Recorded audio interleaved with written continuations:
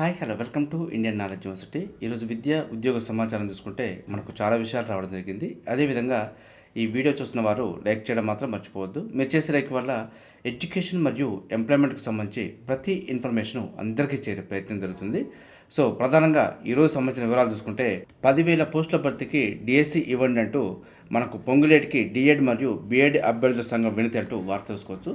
మనకు రాష్ట్రంలో TET notification జారీ చేసి పరీక్షల తేదీలు కూడా వెల్లడించినందున గతంలో ఖాళీగా ఉన్న మరియు పదోన్నతుల ద్వారా ఏర్పడిన ఖాళీలు కలిపి మొత్తం 10,000 ఉపాధ్యాయ పోస్టులకు డిఎస్సి జారీ చేయాలంటూ వారైతే మంగళవారం సచివాలయంలో మంత్రిని కలిశారంటూ వార్త చూసుకోవచ్చు. అదేవిధంగా మోడల్ స్కూల్లో కూడా 12 ఏళ్ల నుంచి ఉపాధ్యాయ ఖాళీల భర్తీకి నోటిఫికేషన్ ఇవ్వలేదని దాన్ని కూడా జారీ చేయాలంటూ సంఘం రాష్ట్ర అధ్యక్షులు అయితే కోరడం జరిగింది.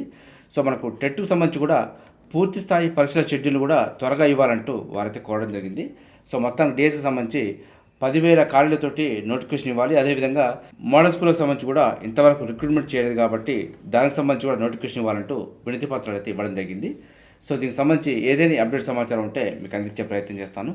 అదేవిధంగా జూన్ 2న యువ వికాసం మంజూరు పత్రాలంటూ వార్త చూసుకోవచ్చు. సో మొత్తానికి మనకు వచ్చే నెల 10 నుంచి 15 వరకు అర్హులకు శిక్షణ కార్యక్రమాలు నిర్వహించబోతున్నారంటూ కూడా ఇవ్వడం జరిగింది. సో దీనికి సంబంధించి ఉప ముఖ్యమంత్రి మల్లు బట్టి విక్రమార్క వెల్లడంటూ కూడా చూసుకోవచ్చు. మనకు రాష్ట్ర ప్రభుత్వం అత్యంత ప్రతిష్టాత్మకంగా అమలు చేస్తున్న రాజీవ్ యువ వికాసం పథకం కింద అర్హత సాధించిన లబ్ధిదారులకైతే రాష్ట్ర అవతరణ దినోత్సవాన్ని పురస్కరించుకొని జూన్ 2వ తేదీన మంజూరు పత్రాలు అందిస్తామంటూ ఉప ముఖ్యమంత్రి అయితే పేర్కొనడం జరిగింది. అదేవిధంగా వచ్చే నెల 2వ తేదీ నుంచి 9 వరకు రాష్ట్ర వ్యాప్తంగా అన్ని నియోజకవర్గాల్లో కూడా రాజీవ్ యువ వికాసం పథకానికి ఎంపికైన లబ్ధిదారులకు మంజూరు పత్రాలను అందించాలంటూ వారైతే పేర్కొనడం జరిగింది. సో జూన్ 10 నుంచి 15 వరకు జిల్లా మరియు నియోజకవర్గ స్థాయిలో ఒకేసారి రాష్ట్ర వ్యాప్తంగా శిక్షణ కార్యక్రమాలు కూడా నిర్వహించాలంటూ వారైతే సూచించడం జరిగింది. సో మనకు జూన్ 16వ తేదీ నుంచి స్వయం ఉపాధి యూనిట్ల ప్రారంభోత్సవాలను పకడ్బందీగా నిర్వహించాలంటూ వారైతే చర్యలు తీసుకోవాలంటూ కూడా చెప్పడం జరిగింది. గాంధీ జయంతి నాటికి యూనిట్లన్నీ గ్రౌండింగ్ అయ్యేలా లక్ష్యాన్ని నిర్దేశించుకున్నామంటూ వారైతే పేర్కొనడం జరిగింది. సో మొత్తానికి రాజీవ్ యువ వికాసానికి సంబంధించి ఎవరు అర్హులు ఎవరు అనర్హులు అనేది జూన్ 2వ తేదీ నాడు తేలిపోతుంది. సో సెలెక్ట్ అయిన వారికైతే 10 నుంచి 15 వరకు శిక్షణ ఉంటుంది. సో 16 నుంచి వారికి సంబంధించిన కావాల్సిన సామాగ్రి అందించడం జరుగుతుందంటూ చూసుకోవచ్చు. అదేవిధంగా 50,000 పెట్టుబడికే ఫస్ట్ ప్రయారిటీ అంటూ వారు చూసుకోవచ్చు. తదుపరి 1,00,000 వరకు అంటూ ఇవ్వడం జరిగింది. ఎవరైతే 50,000 స్కీమ్కు ఓకే ఇచ్చారో వారికైతే 100% ఛాన్స్ ఉంది. 1,00,000 పెట్టుబడి చేసిన వారికి 90% ఛాన్స్ ఉంది. ఈ విధంగా పైకి పోతున్న కొద్దీ అప్లికేషన్లు ఎక్కువ వచ్చినాయి. సో అవకాశాలు తక్కువ ఉన్నాయి కాబట్టి ఫిల్టర్ అయ్యే అవకాశం ఉంది. సో మొత్తంగా 16 లక్షల దరఖాస్తులలో 50,000 1,00,000 యూనిట్లకే ఎక్కువ అవకాశం అయితే ఉంటుంది. సో ఈ స్కీమ్కి అప్లై చేసిన వారైతే కొంత సేఫ్ జోన్ అని చెప్పుకోవచ్చు. మిగిలిన వారైతే కొంత ఫిల్టర్ అయ్యే అవకాశం ఉంది. అదేవిధంగా మనం పాటించుకుంటే జూన్ 3 నుంచి 10th అడ్వాన్స్ సప్లిమెంటరీ పరీక్షలు అంటూ వారు చూసుకోవచ్చు.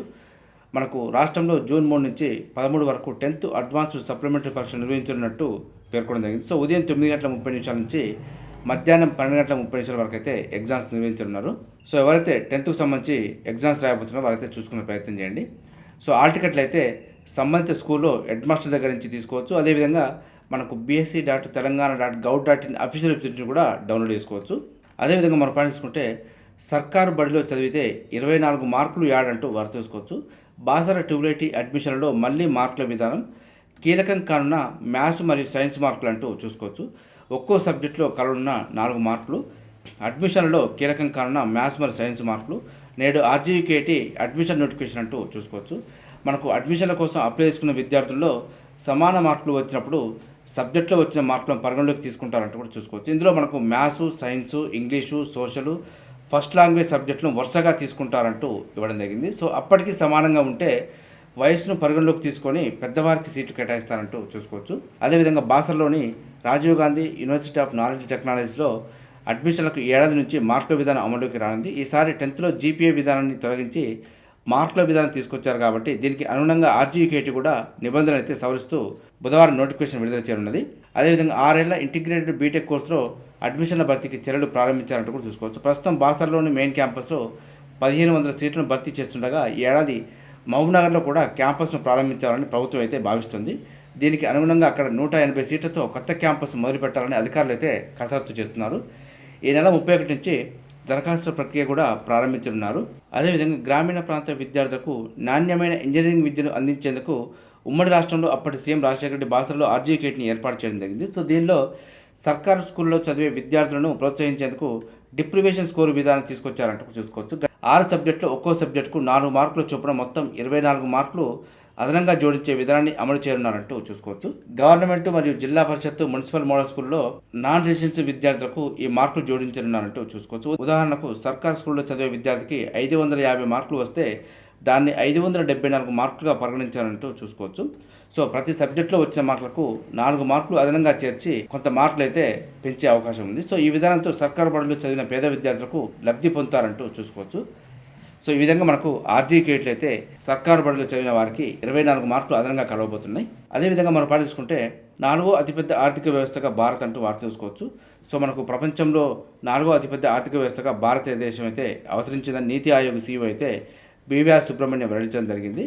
సో మనకు మొదటి స్థానంలో అమెరికా ఉంది, 2వ స్థానంలో చైనా ఉంది, 3వ స్థానం జర్మనీ, 4వ స్థానంలో భారత్ అయితే నిలబడడం జరిగింది. సో గతంలో ఉన్న జపాన్ దాన్ని 5వ స్థానానికి నెట్టి భారత్ 4వ స్థానానికి రావడం జరిగింది. సో ముందు జర్మనీ 3వ స్థానంలో ఉంది కాబట్టి దాన్ని వెనక్కి నెట్టి 3వ స్థానానికి భారత్ రాబోతుందంటూ కూడా చూసుకోవచ్చు.